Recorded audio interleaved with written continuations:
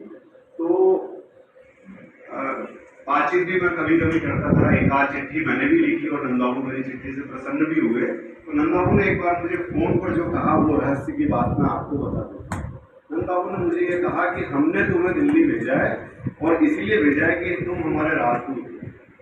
तो हमारे से आशय था उनका राजस्थान, और राजदूत का आशय ये था कि मैं वहां जाकर राजस्थान के साहित्य और राजस्थान के साहित्यकारों के लिए यह किंचित अपनी शक्ति के अनुसार जो कर सकूं करता हूँ। तो मुझे लगता है कि वही शक्ति है या वही प्रेरणा है जो बनास के पीछे है। कितना क्या कर पाता हूँ वो एक अलग बात है, लेकिन रहस्य यही है जो मतलब ये रहस्य है कि नंद बाबू का आशीर्वाद है जो काम आ रहा है। अब मैं आता हूँ अपने विषय पर। मैं जानता हूँ कि अरुण चतुर्वेदी सर जो हैं वो कुशल और सख्त प्रशासक रहे हैं, और आयोजन से पहले उन्होंने मुझे हिदायत दी थी कि 40 मिनट का समय है तुम्हारे पास, ये ना हो कि फालतू की बात करते रहे। तो मैं फालतू की बात ना करूँ, जल्दी से मुद्दे पर आता हूँ। मुझे विषय दिया गया है नंद चतुर्वेदी का कथेतर साहित्य। असल में देखिए, नंद बाबू के कवि कवि व्यक्तित्व की तो बहुत चर्चा हुई है। बहुत चर्चा हुई है का मतलब उदयपुर के का पाठक समुदाय नंद बाबू के कवि व्यक्तित्व से अनजान नहीं है। लेकिन मुझे मुझे ही नहीं, जो नंद बाबू की चीजों को पढ़ेगा, देखेगा, जानेगा, समझेगा, वो मानेगा कि नंद चतुर्वेदी केवल कवि ही नहीं थे, वो सचमुच पूरे साहित्यकार थे। यानी कि जितने अच्छे वे कवि थे उतने ही अच्छे वे गद्य सर्जक भी थे। इसका प्रमाण हमारे पास है। इसका प्रमाण इस रूप में नहीं देखा जाना चाहिए कि हम उनकी गद्य पुस्तकों की गिनती करने लगे, बल्कि उन्होंने अपनी गद्य पुस्तकों में जो लिखा है उस पर हम कुछ गहराई से बात करें। मुझे याद आता है राजस्थान साहित्य अकेडमी ने उनकी जिस किताब को अपना सर्वोच्च मीरा पुरस्कार दिया था, वह उनका कोई कविता संग्रह नहीं था। वह किताब थी शब्द संसार की यायावरी। और मुझे ये भी याद पड़ता है कि शब्द संसार की यायावरी किताब को नहीं, पांडुलिपि को राजस्थान साहित्य अकेडमी ने सम्मानित किया था। मैंने जब अपने काम के दौरान शब्द संसार की यायावरी को देखा, पढ़ा, समझने की कोशिश की, तो उसमें संस्मरण भी है, उसमें निबंध भी है और उसमें आलोचना भी है। और यही एक रहस्य की बात, एक और रहस्य की बात मैं आपको बताता हूँ। अक्सर कई मेरे कवि मित्र, कथाकार मित्र, लेखक मित्र पूछते हैं कि क्या वजह है कि किसी कवि को तो इतना अधिक हिंदी में मान मिल जाता है, किसी कहानीकार का इतना अधिक नाम लिया जाता है और किसी का कोई नाम लेवा नहीं होता। तो ये तो होता है, हम भी जानते हैं कि जितना नाम मुक्ति बोध का हुआ, क्या उतना नाम हमारे राजस्थान के या हमारे देश के हिंदी के उनकी तुलना में कितने लोगों का हुआ। मैं नाम उदाहरणों में नहीं जाऊंगा, हम सब जानते हैं, लेकिन इसके कारण होते हैं। देखिए, ये तो बात ठीक है कि आपकी कविता या आपकी कहानी में कुछ हो, ऐसी बात हो जो आपको सचमुच कवि बनाती हो, जो आपको सचमुच कथाकार बनाती हो। नंद बाबू के बारे में ये कहने की इच्छा होती है कि वह आपात मस्तक कवि थे। उनको देखकर आपको लगता था कि वो कवि है, और देखने का मतलब वो कोई कवि होने का आडंबर नहीं करते थे, कवि होने का नाटक नहीं करते थे। नंद बाबू सचमुच कवि, उनका व्यक्तित्व सचमुच कविता का व्यक्तित्व था। एक कवि ही। मैंने नंद बाबू को उदास मुद्रा में देखा है, मैंने नंद बाबू को भाव विफल रोते हुए देखा है। चिंटू जब पढ़ाई के लिए उदयपुर छोड़कर चला गया, संयोग से उस दिन मैं नंद बाबू के घर गया था मिलने के लिए। किसी मैं ऐसे ही चला जाया करता था, कोई कारण होना जरूरी नहीं था नंद बाबू से मिलने का। तो उस दिन नंद बाबू बात करते करते रोने लगे, और वो ये कि चिंटू चला गया। खुश भी थे, ऐसा नहीं है कि वो कोई उसके जाने से ये कि मेरा सहारा चला गया, ऐसा कुछ नहीं है।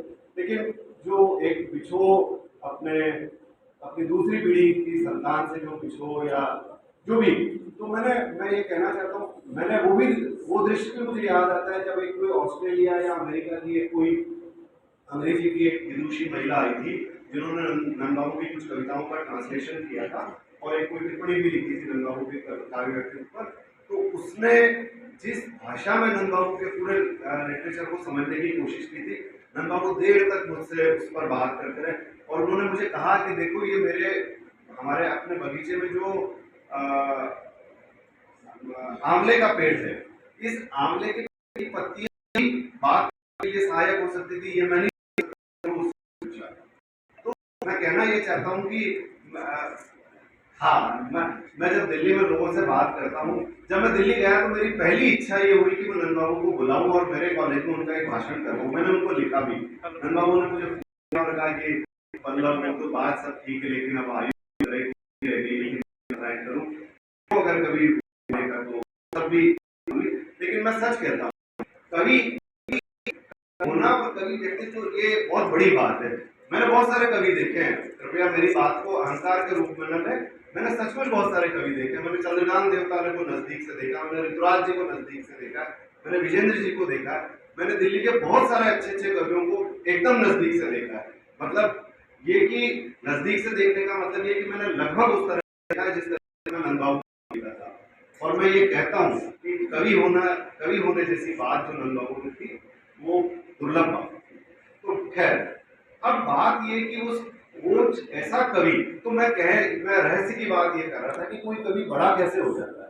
खाली कविता लिखने से बड़ा नहीं होता, खाली अच्छी भाषा हो जाने से आप बड़े नहीं होते। बहुत सारी चीजें होती है। आपका आपकी आपकी दृष्टि क्या है। असल चीज तो ये है कि आप क्या, आपकी आपकी मुख्य चिंता क्या है। आप क्या, मतलब कविता आप तुकबंदी के लिए लिख रहे हैं, आप कविता पुरस्कार के लिए लिख रहे हैं, आप कविता धन कमाने के लिए लिख रहे हैं, पता नहीं आप क्यों लिख रहे हैं। आपको पता ही नहीं है आप कविता क्यों लिख रहे हैं, और आप पीड़ित हैं, दुखी है कि राजस्थान साहित्य अकेडमी ने इस साल की मुझको इनाम नहीं दिया। तो उससे इनाम इनाम ये सब बेकार की बात है। नंद बाबू अगर बड़े कवि हैं तो उसमें एक बड़ा कारण उनकी दृष्टि है, और वो दृष्टि उनको उनके समाजवादी विचारों से मिलती है। दूसरा, नंद बाबू का रियाज, जो कि गद्य का रियाज भी है। मैं देखता हूँ मुक्तिबोध की सफलता का जो रहस्य है, वो एक रहस्य ये है। आप देखिए मुक्तिबोध जितने बड़े कवि हैं, मुक्तिबोध उतने बड़े विचारक भी हैं, मुक्तिबोध उतने ही बड़े गद्य लेखक भी हैं। एक बार मेरे प्रिय लेखक स्वयं प्रकाश ने मुझसे मैंने एक सवाल किया कि अज्ञेय और जयेंद्र कुमार की कहानियों के बारे में आप क्या सोचते हैं। तो उन्होंने कहा मुझे अनुमति है तो मैं अज्ञेय और जयेंद्र कुमार की कहानी से बात पहले मुक्तिबोध की कहानियों पर बात करना पसंद करूंगा। तो ये असल में सारा खेल दृष्टि का है। आप बहुत अच्छी भाषा का इस्तेमाल करके भी कुमार विश्वास होकर रह सकते हैं, और आप बहुत चारू भाषा का इस्तेमाल न करके भी मुक्तिबोध या विनोद कुमार शुक्ल हो सकते हैं। तो मैं ये कहना चाहता हूँ, और ये बात आप शब्द संसार की आयावरी में देख सकते हैं। उसमें एक निबंध है रसज्ञता। मैं अकेले उस निबंध पर 1 घंटे तक बोल सकता हूँ, वो इतना महत्वपूर्ण निबंध है। मैं उस निबंध को आचार्य शुक्ल और हजारी प्रसाद द्विवेदी की परंपरा वाले निबंध के रूप में देखता हूँ, जहाँ कोई कवि पूरी परंपरा पर किस तरह से विचार किया जा सकता है, उसकी झलक उस निबंध में आप देख सकते हैं। वो उनके ज्ञान का, उनके भाषा का, उनकी भाषा के लालित्य का सबका प्रमाण उसमें है। लेकिन जो भीतर में वो लेंगे या नहीं लेंगे ये अलग मसला है। लेकिन मैं जब नंद बाबू की दूसरी किताबों के बारे में विचार करता हूँ, अतीत राग के बारे में और जो बचा रहा, खास तौर पर इन 2 किताबों के बारे में, इनमें कमाल का गद्य आप पढ़ सकते हैं, कमाल का गद्य।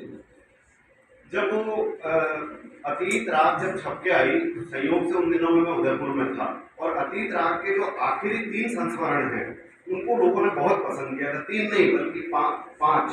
माँ का गांव, भागीरथ का कैट कैट माने, ये 3 मोटे तौर पर, ये 3 गांधी जी वाला भी आप इस श्रेणी में रख सकते हैं। तो मैंने एक साक्षात्कार जनमंगल के लिए डॉक्टर लक्ष्मी नारायण निर्माणा के कहने पर किया था, और उसको मैंने ये सवाल पूछा था उनसे। तो उन्होंने कहा कि ये कोई खुदकना नहीं है पल्लव कि मैं कविता छोड़कर गद्य पर खुदक रहा हूँ। यही वाक्य बोला था नंद बाबू ने, और ये भी कहा, मैंने कहा अरे इतना अच्छा गद्य है, तो उन्होंने ये भी कहा कि अब कविता छोड़कर तुम ये सोचते हो कि मैं गद्य की तरफ जा रहा हूँ, तो ऐसा नहीं है। देखिए असल बात यही है, अच्छा कवि भी वही हो सकता है जिसके पास अच्छा लिखने की कुव्वत। हमारे तो मशहूर कहावत नहीं है ना, गद्यम कविनाम लिखती, तो कवियों की तो कहा ही गया है। तो अच्छा कवि भी वही होता है। संभवतः इसी या कुछ बड़ा लिखने की कुछ बात मैं ठीक से नहीं जानता, लेकिन मैं ये कहने की कोशिश कर रहा हूँ कि अगर उनकी कविता या उनके बड़े लेखक होने में कुछ बात है, तो इन सब बातों को उनको देखना पड़ेगा। दूसरी तरफ जो ये कथितर वाली बात है, इस पर मैं 2-3 बातें आपके सामने रखना चाहता हूँ। कथेतर नया शब्द है, नया मुहावरा है। पहले हमारे यहाँ पर चलता था कथेतर गद्य। हम लोग हिंदी साहित्य का इतिहास पढ़ाते हुए कहते थे भाई एक तो कविता है, कविता अपने आप में पूरा संसार है, और एक दूसरा है कथेतर गद्य, यानी कि ऐसा गद्य जो कहानी से अलग हो, कहानी उपन्यास से अलग हो। नाटक भी उसमें ले सकते हैं, नहीं ले सकते हैं। नाटक को आप अपने आप में पूरी एक विधा मानते हैं। संस्मरण, रेखाचित्र, डायरी, जीवनी, आत्मकथा, साक्षात्कार, यात्रा संस्मरण, ये तमाम ये चीजें वो है जिनको हम कथेतर में शामिल करते हैं। अब हुआ क्या, एक मजेदार बात हमारी हिंदी में ये हुई, वो ये हुई कि हिंदी में हुई या दुनिया में हुई, मैं तो बहुत ज़्यादा वैश्विक साहित्य के बारे में, विश्व साहित्य के बारे में नहीं जानता। मैं जितना हिंदी साहित्य के बारे में थोड़ा बहुत जानने की कोशिश करता हूँ, तो मैं ये देखता हूँ कि 90 के बाद में दुनिया बदली, और 90 के बाद में दुनिया ने हमको भी बदल दिया। एक तो बड़ी घटना तो ये हुई कि दुनिया दो ध्रुवी थी 90 तक, एक ध्रुवी हो गई। एक महाशक्ति और होती थी जिसका जो समाप्त हो गई या खंडित हो गई। उस खंडन के साथ साथ एक और घटना हुई कि मीडिया का बड़ा जबरदस्त विस्फोट हमको देखने को मिलता है हमारे जीवन में, हमारे संसार में, और इस मीडिया विस्फोट ने चीजों को भी बदला। आप देखिए क्या हुआ, ये हुआ कि 90 के पहले, 90 के आसपास तक, 95 तक मान लीजिए, हम लोग क्या देखना ज्यादा पसंद करते थे टीवी पर। हम देखते थे सीरियल देखते थे, फिल्में देखते थे, और जब से ये बहुत सारे चैनल आए, ये चैनल तब से आए जब से मीडिया विस्फोट हुआ, तो हमने सबसे ज्यादा क्या देखा? हमने सबसे ज्यादा देखा कौन बनेगा करोड़पति। अब वो पैसे वाली बात थोड़ी देर के लिए हम छोड़ देते हैं। कौन बनेगा करोड़पति के अंदर लाइव होने का आकर्षण था।